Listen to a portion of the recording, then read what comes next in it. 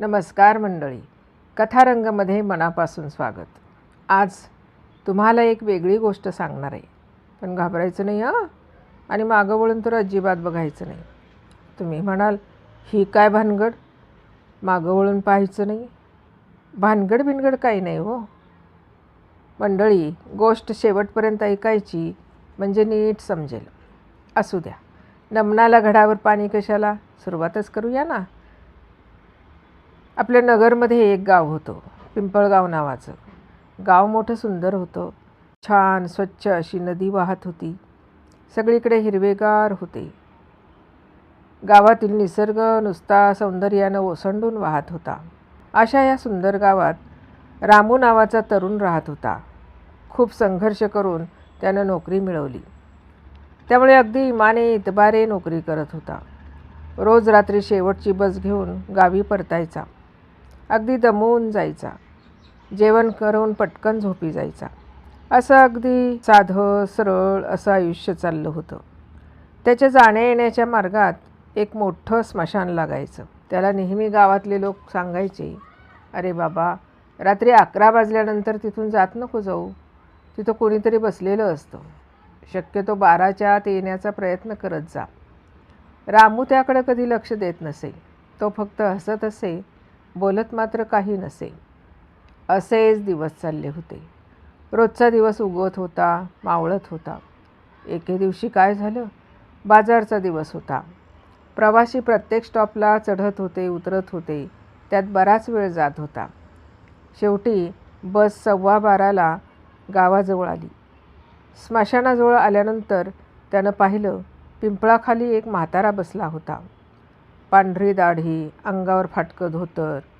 गाडीजवळ येताच म्हाताऱ्याने हात दाखवला. बस थांबली. रामूला वाटलं कुणाचं तरी प्रेत घेऊन आलंय. त्यानं दार उघडलं. म्हातारा कसनुसं हसला. अतिशय गरीब दिसत होता. तो कंडक्टरला म्हणाला, तिकीट नको बाबा, पैसा नाही माझ्याकडं. पुढच्या स्टॉपला उतरव बाबा, एवढे उपकार कर म्हाताऱ्यावर. कंडक्टर म्हणाला, ठीक आहे, बसा तुम्ही. बसमध्ये अवघी 2-3 माणसं होती. म्हातारा थेट मागच्या सीटवर जाऊन बसला. आरशातून रामूने मागे पाहिलं. बापरे, हे काय, म्हाताऱ्याला पाय नाहीत? म्हातारा हवेत तरंगतोय. रामूची बोबडी वळाली. तोंडातून शब्द फुटेना. छातीची धडधड तुफान वेगानं वाढली. त्याच्या काळजात धस्स झालं. भीतीनं तो गारठून गेला. कसाबसा त्यानं स्पीड वाढवला. पुढचा स्टॉप आला. पण म्हातारा काही उतरेना. तो फक्त रामूकडे बघून हसत होता. त्याचे लालभडक डोळे अंधारात चमकत होते. गाव आलं. सगळे उतरले. रामूनं मागच्या सीटकडं पाहिलं. म्हातारा तिथं नव्हता. त्याच्या छातीचे ठोके जलद पडत होते. घामाघूम होऊन तो घरी पळाला. रात्रभर झोपला नाही. दुसऱ्या दिवशी सकाळी त्यानं ड्रायव्हरला सांगितलं. ड्रायव्हर पांढरा फटक पडला. तो म्हणाला, अरे रामू, 10 वर्षापूर्वी याच स्मशानात एका म्हाताऱ्याचा अपघात झाला होता. बस खाली येऊन. रामूने तिकिटाचे गठ्ठे बघितले. सगळ्यात वर एक तिकीट होतं, फाटलेलं, जुनं, आणि त्यावर होता रक्ताचा डाग. त्या दिवसानंतर रामूनं कधीच रात्रीची ड्युटी केली नाही.